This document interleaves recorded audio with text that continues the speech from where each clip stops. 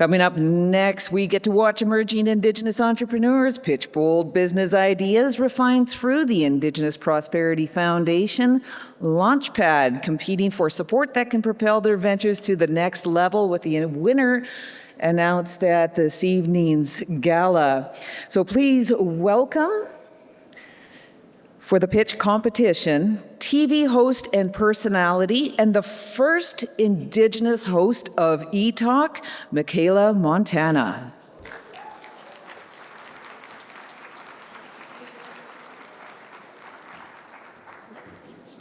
Good afternoon, everyone. How are we all feeling today? Really? That's all we got? I think we could do better than that. How are we all doing today? Woo! My name is Michaela Montana, and it is an honor to be here with you all today and to experience this moment in history with all of you. Now, by a show of hands, who here has heard of Launchpad or the Indigenous Launchpad digital video series? Okay, well, the Indigenous Launchpad for Entrepreneurs, for those of you who don't know, is a free Indigenous-led program developed by the IPF, Indigenous Prosperity Foundation, to support early-stage Indigenous entrepreneurs across Canada through mentorship, practical business training, and networking. Now, I had the opportunity to be the host, well, one of the hosts. There's 4 hosts in total, but I got to be one of the hosts of the digital video series, so that is why I'm here today. And, you know, to see it from the inception to now, seeing it in action is truly remarkable, and I'm excited to see the pitches from our young entrepreneurs here today, and just, you know, to see them bring this program to life. Now, what I love about this program is that it gives entrepreneurs the space to go through the modules and chapters in a way that meets them where they're at, to take an idea and begin shaping it and starting to build the foundation of that idea for their business, and to grow the confidence to stand up here on a national stage in front of all of you for the very first time to deliver their idea to a panel of judges. Now, before we begin, I want to take a moment to recognize all of the hard work that has gone into making today possible. The IPF continues to grow, not just as an organization, but as a movement grounded in community, relationships, and long-term impact. Over the past year, they've expanded their team, strengthened their programs, and deepened their reach across communities and the country through initiatives like Money Smarts, Launchpad, and the Walk Together Tour. They've had the opportunity to listen, learn, and walk alongside communities across the country. Their research, including their work on digital access, continues to highlight both the barriers and the opportunities that exist for both of our youth and our entrepreneurs. Everything that the IPF does is rooted in one purpose: to support Indigenous prosperity in ways that are community-driven, strengths-based, and built for the future. Now, today is a reflection of that work in action. It is a moment in history. 2026 marks the Indigenous Prosperity Foundation's inaugural Indigenous Launchpad Showcase. Let's put our hands together for everyone behind putting in today possible. What you're about to see are the top 5 entrepreneurs from the very first Launchpad cohort.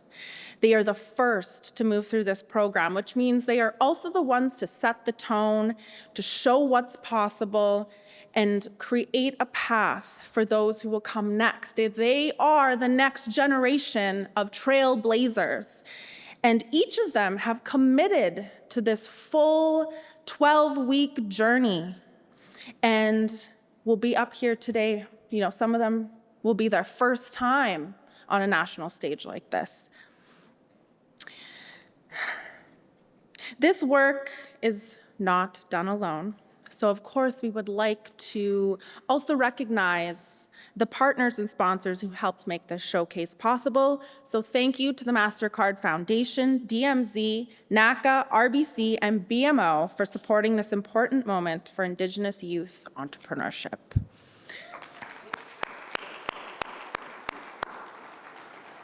Now, the energy that I got from you in the beginning, when I got you all to cheer, we're gonna need you to maintain and keep that same energy throughout the entire pitch forum, because it is really important that we support and uplift the next generation and our young people and our young entrepreneurs. Like I said, some of them are hitting this stage for the first time. They are nervous, they are excited, and they are sharing their passion projects, their hearts, and all of their hard work in front of all of you today. So thank you all for being here and continuing to cheer them on. Also supporting them today is our panel of judges. Our showcase judges bring experience across Indigenous finance, entrepreneurship, innovation, philanthropy, and community economic development. We have Elaine Chambers, the CEO of Dana Ventures, who brings deep experience in Indigenous finance and community economic development. We have Jennifer Brennan, Senior Director of Canada Programs at the MasterCard Foundation, who brings a strong commitment to expanding opportunities for Indigenous youth, and we are grateful for Jennifer's partnership and for the MasterCard Foundation's support in helping to fund part of Launchpad's development. We have Abdullah Snowbar, Executive Director of DMZ and CEO of DMZ Ventures, who brings extensive experience in supporting startups, innovation, and founder growth. We are especially grateful for Abdullah's early partnership. We have Bobby Reset, entrepreneur and chair of the Indigenous Prosperity Foundation Board of Directors, who brings lived experience as a founder and a deep commitment to Indigenous-led innovation. We have Cynthia Desjardins, Senior Relationship Manager of Indigenous Markets and Not-for-Profit at RBC, who brings valuable experience working with Indigenous communities, organizations, and entrepreneurs.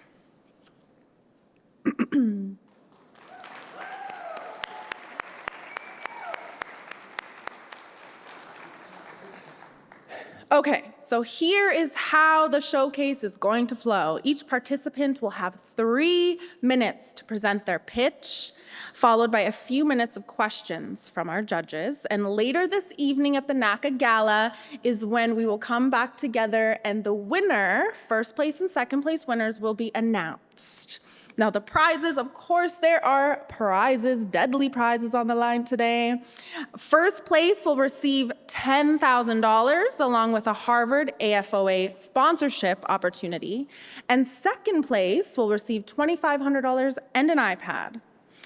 And these awards were created in collaboration with Mary Lou Linklater, the communications coordinator at IPF, and Métis business owner Chris Fishcastle-Bourget of Seven Feathers Trading Post from Edmonton, Alberta. But beyond the prizes, this is about recognition and uplifting our young entrepreneurs and visibility and the opportunity for them to step forward on a national stage. So let's begin. I'd like to welcome our first participant of today's pitch forum. Please welcome Kyler Wilson. He is from Kitasoo Nation. Kitasoo and Heiltsuk Nation. Woo! Kyler is a storyteller and voice actor who is building a business centered on bringing Indigenous voices and stories to life. His company that he founded is Kyler Wilson VO. With training, equipment, and creative foundation already in place, he's now focused on turning his craft into a business that serves Indigenous organizations and communities. So let's welcome Kyler.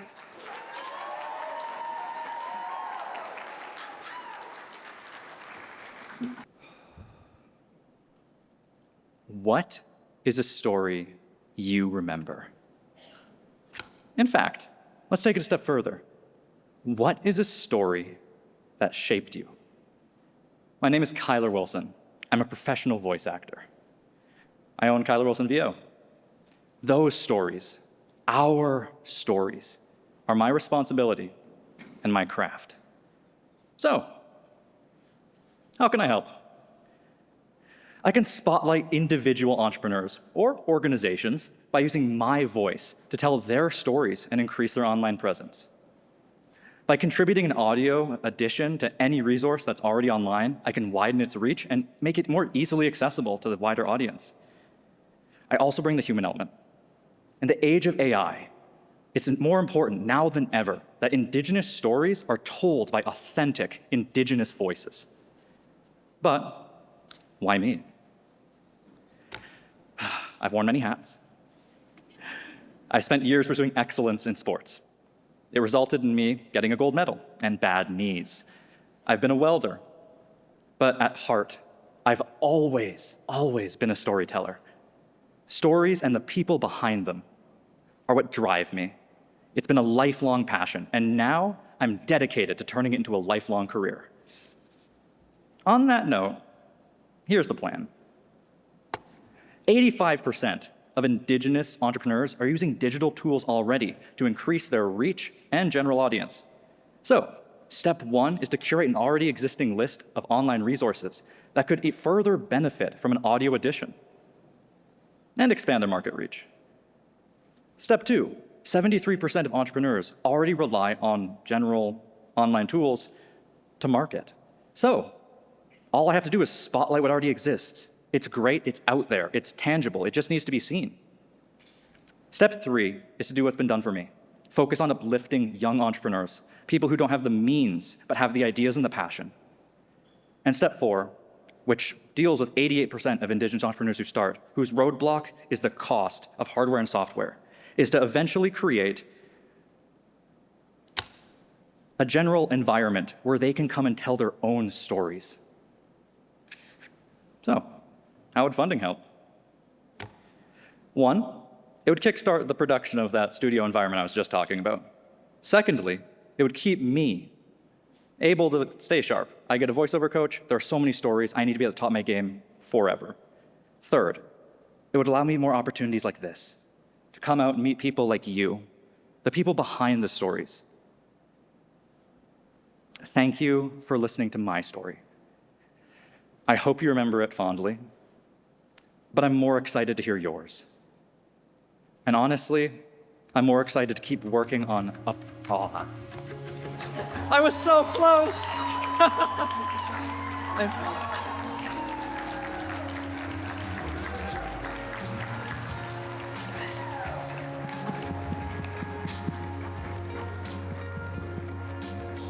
Thank you, Kyler. I would now like to hand it over to the judges for a quick Q&A.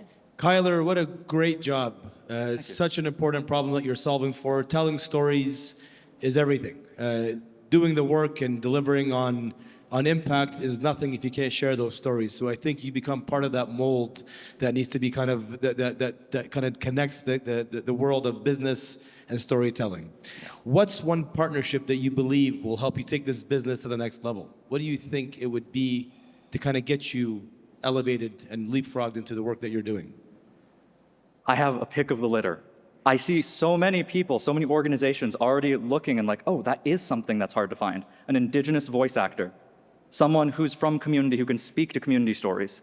So at this point, honestly, everybody, and I know that's something you're not supposed to do is have everyone be your market, but when you look up Indigenous voice actor, there's one website. I'm next. I'm hungry for your stories. Please, let me tell them. Let me be your voice. Thank you.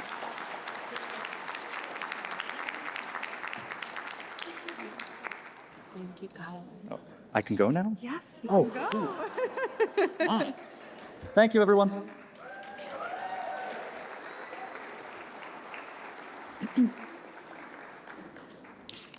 Okay. Oh. There. All right, next Next, I would like to welcome Sienna Fayant-Gill from Fishing Lake Métis Settlement. Sienna is the founder of Nouveaux, which translates to again once more in Plains Cree. Her business is focused on giving clothing a second life. Her business began with a simple belief that clothing will hold more life than a landfill ever will. Too much ends up as waste rather in the hands of somebody who needs it. It is sorted into boutique, community, and recycling streams, creating a system that reduces waste while increasing access and opportunity. Her vision is rooted in sustainability, affordability, and supporting community in a meaningful way. So please, let's put our hands together for Sienna.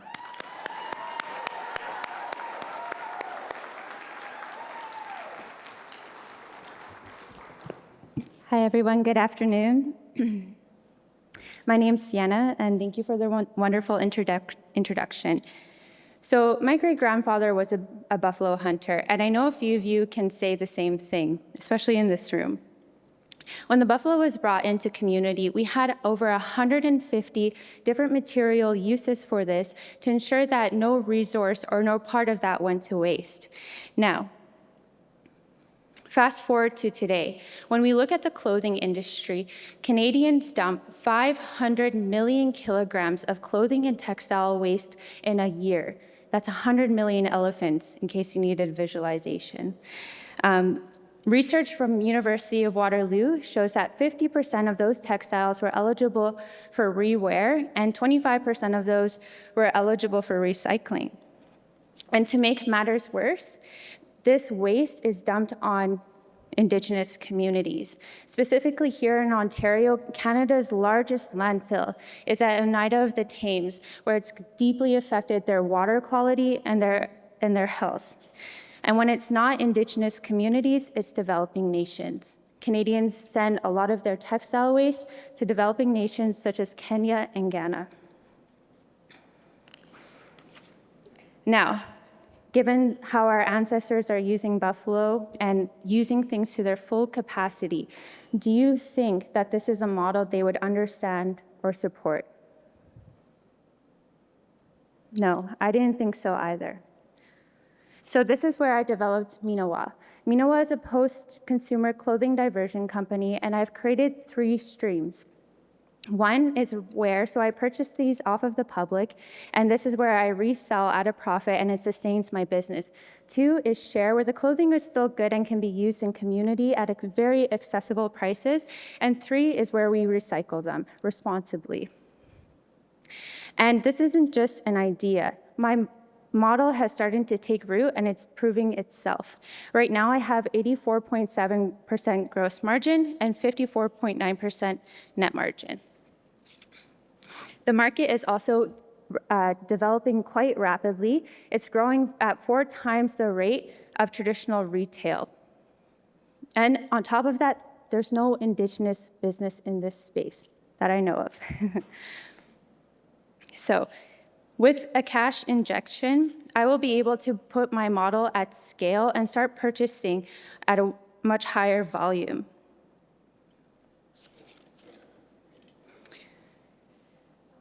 We cannot go on like this.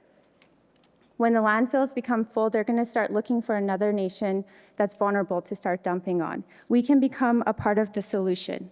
So please support me today. Thank you.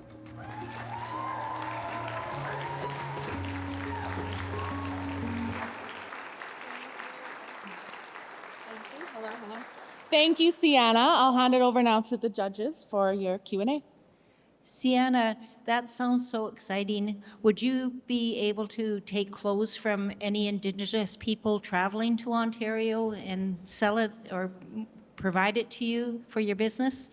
Yes, if anyone has any clothes they don't want in their suitcase, bring it to me today.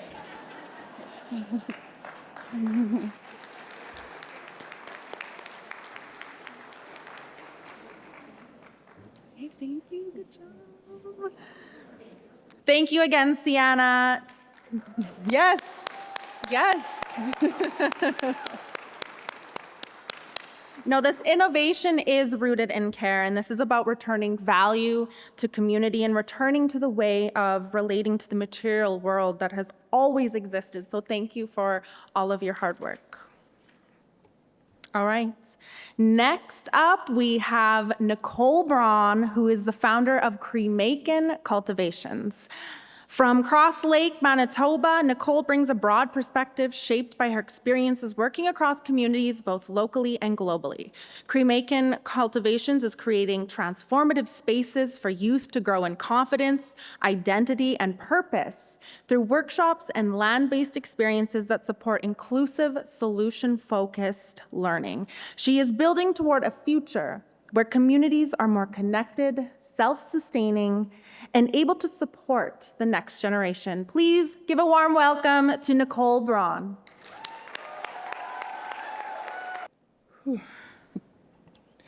Hi, I'm Nick, also known as Yellow Hummingbird Woman on social media. I am the founder of Cremakin Cultivations and also the maker of the Cremakin Kid. Cremakin Cultivations is a culturally grounded, land-based, social resilience enterprise. I worked for over 15 years with at-risk youth and in the front lines, and what I realized was that there's a critical need for culturally rooted preventative models that rebuild connection, identity, and purpose before youth reach crisis. And what happens when there's not enough programs like this is suicide is one of the leading causes of death for Indigenous youth. In 2016, there was a national crisis of youth suicide. My downfall. 6 years ago, my entire life and everything I built collapsed. I know what it feels like when your body shuts down, your mind turns against you, and you feel like you have no other option but to press delete on your own life. That experience is what cultivated the solution. The model is based on four phases: reconnect, regulate, rebuild, rise, with 4 programs. We have amazing outcomes. We've done a pilot test already back in 2018 when the program wasn't as amazing as the one that I just built. The vision is to restore possibility and take this program into a scalable and marketable program that can be delivered across Canada. Thank you.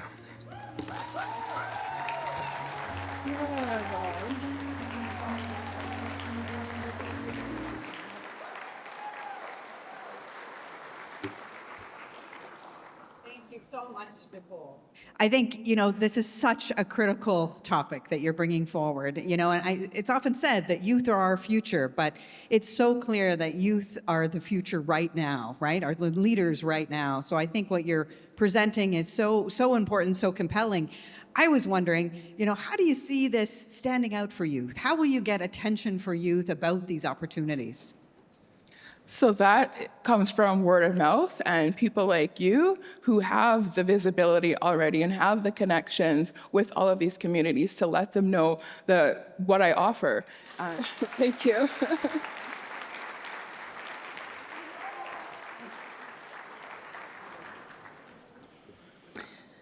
Thank you, Nicole. This is about building for the future, connecting people, land, and generations to come. And that's a vision rooted in long-term change and collective strength. So thank you for the hard work and the most rewarding work that you are doing in community for our youth and for Indigenous people. So if anyone in the room is looking for any workshop programming, Nicole is your go-to person for any prevention work, prevention strategies, suicide prevention. But on that note, before we move on to our next participant, one of the main things that you can do in the crowd today to help these, amazing young entrepreneurs flourish is to connect with them and network with them. And if you have something that you can offer to help them in any way, I encourage you to show your support to each and every one of them. Now, next up, I would like to welcome Bradley Mianscom from Cree Nation of Mistissini. Bradley is building Mianscom advisory and bookkeeping services, and his work is rooted in something he's seen firsthand. He understands how quickly businesses can struggle without strong financial systems in place, and he's passionate about helping entrepreneurs stay organized, sustainable, and set up for long-term success. At its core, his work is about strengthening not just individual businesses, but the broader Cree economy. Please put your hands together for Bradley Mianscom.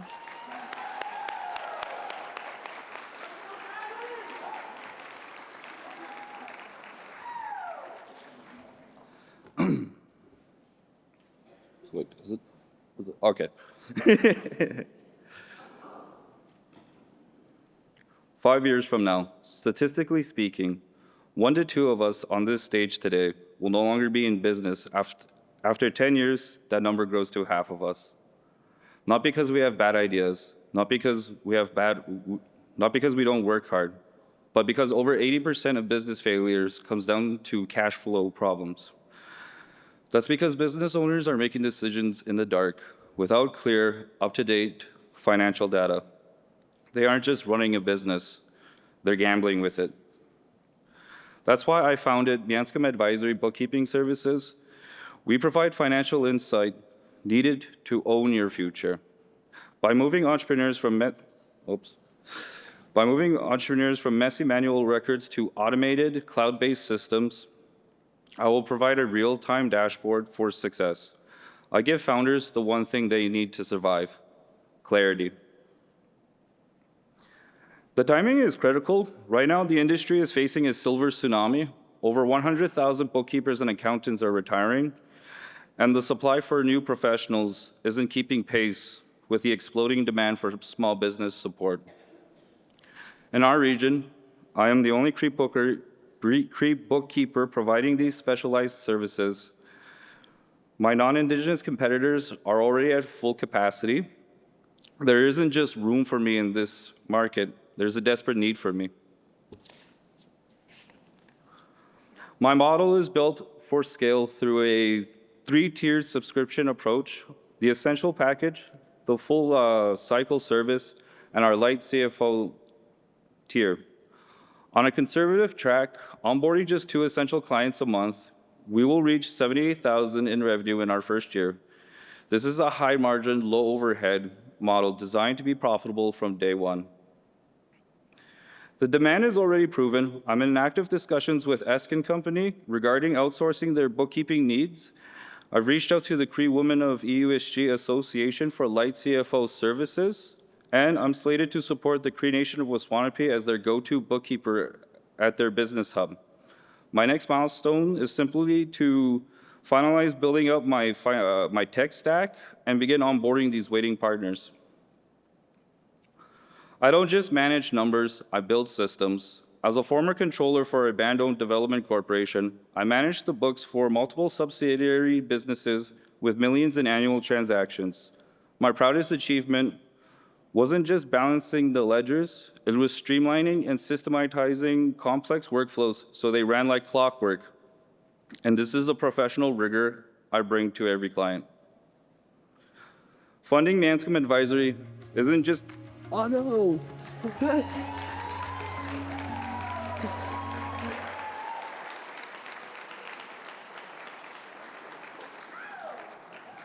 Thank you, Bradley.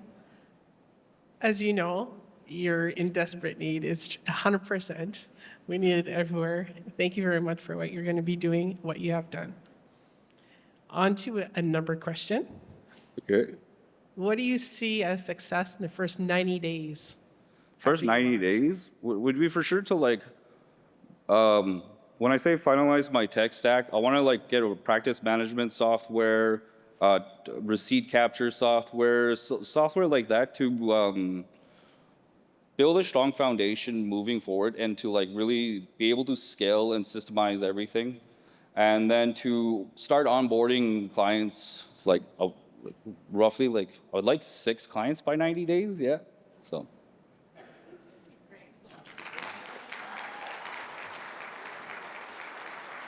Oh, wait. I took way too much. Take mine. Yeah. Wait. All right, let's. Which one's mine then? Okay, no, this one. Yeah, sorry. Sorry, yeah. Let's put our hands together one last time for Bradley.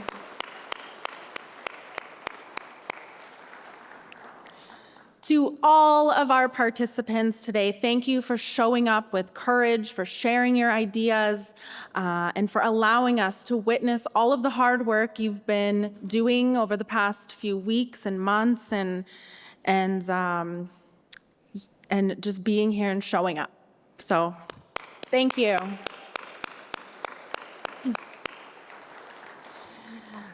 As well, a thank you to our partners and sponsors. Thank you for helping make, Theron, how could I forget? I'm so sorry, Theron. Of course. This just got all disorganized. My apologies. Okay, last but not least, we have Theron Morningstar, our final participant from Mississauga First Nation. Theron is the CEO and co-founder of Indigenous Athletic Development Circle alongside his father. His journey through sport, including competing at the National Aboriginal Hockey Championship, has shaped his understanding of the impact that access and support can have for youth. Through his work, he is creating opportunities for young people through mentorship, academics, and athletics, with a focus on removing barriers and strengthening connection to community. Please give a warm welcome for Theron Morningstar. Thank you very much.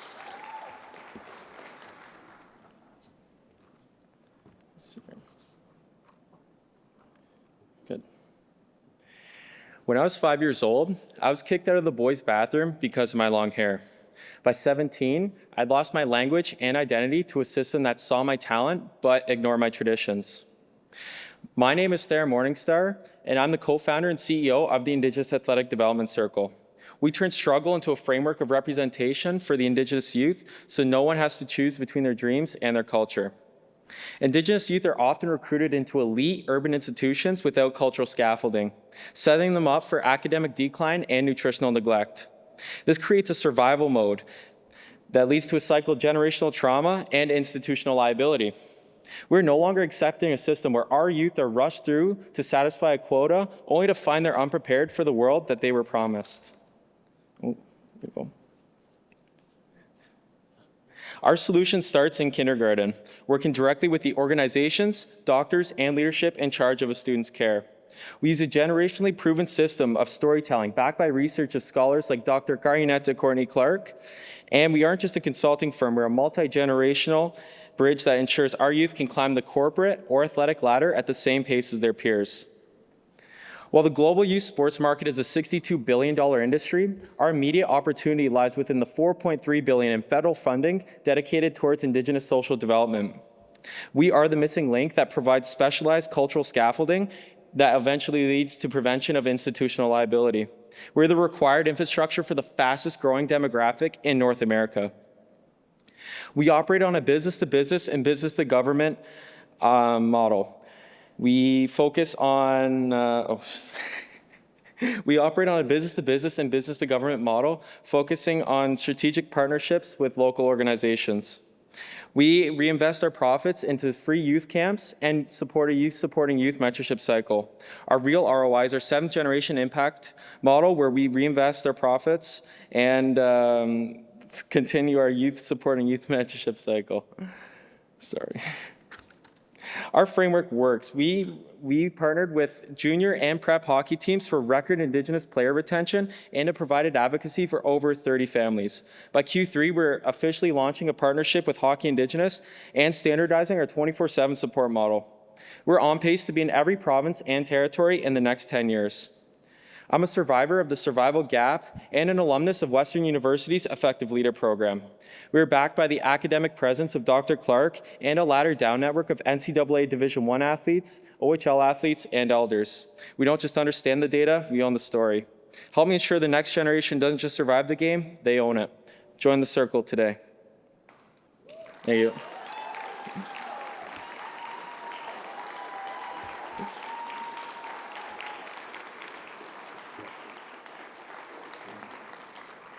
Hello, thank you. Theron, that was amazing. Good job. You know, it's always hard to stand up there and do it, and you killed it, and it's just great to see you powered through. If we fast forwarded 5 years, what impact would make you say we truly changed lives in our community? We aren't just a youth sports camp. We bring in great mentors and advocates for our youth. We bring in people who've been in similar situations as the kids that are facing their different issues in the North. So we aren't just a youth sports camp, we're a mentorship session. We advocate for the youth, and we're sort of an all-in-one package for any community that's needing our programming. And we're more than happy to travel to any province and territory. We're going to be in every single province and territory in the next 10 years. And it's quite an exciting journey that we're on. So I appreciate all your time, and thank you very much for the opportunity. Thank you.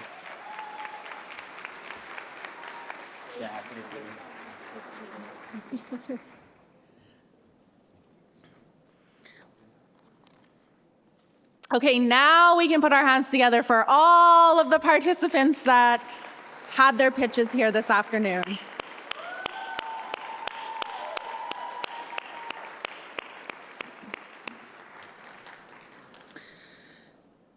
Now, what we've just witnessed is something important. Not just 5 pitches, but 5 young people who committed to a process, built their ideas, and stepped forward to share them with you all. Entrepreneurship is not just about business, it's about confidence, it's about community, and it's about creating something that lasts. Before we close, I'd like to take a moment to thank our partners and sponsors. Thank you for helping make this showcase possible. We are grateful to NACCA, MasterCard Foundation, DMZ, RBC, and BMO for their partnership, support, and shared commitment to Indigenous entrepreneurship. And to the Indigenous Prosperity Foundation team, thank you for supporting this journey and for walking alongside this first cohort. To our programs team, Robin and Alejandra, our leadership, Michelle and Relay, and our communications and finance support, Mary Lou and Nicholas, thank you for your care, coordination, and commitment to help bring this moment to life. Now, I'd like to invite all of the participants and the judges back to the stage. All right, let's put our hands together for the judges, the participants, Michelle and the IPF team. This is our first Indigenous Launchpad showcase. Guys, why don't you? Some people sit on the couch, and then the pitch will be behind the couch. Okay. Any more than 3?